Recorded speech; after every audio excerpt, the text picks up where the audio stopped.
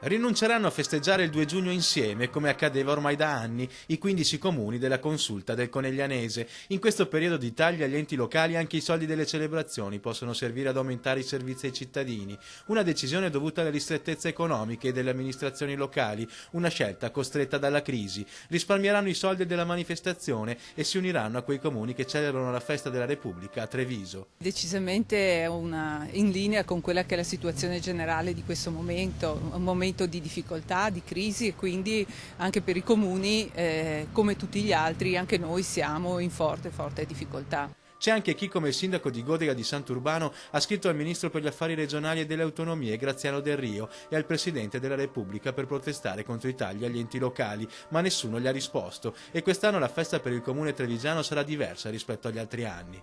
È una festa che perde il significato principale, perché la Costituzione stessa, alla base della Repubblica, sottolinea la necessità delle autonomie e il fatto che sia garantito a tutti gli enti il giusto grado di autonomia.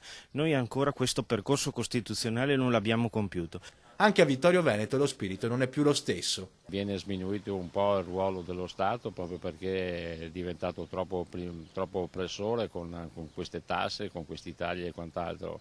E alcuni comuni hanno deciso di celebrare comunque la festa della Repubblica in città, ma rigorosamente a costo zero. Noi festeggiamo il 2 giugno perché è la festa della nostra Repubblica, ma come tutti gli anni senza spese.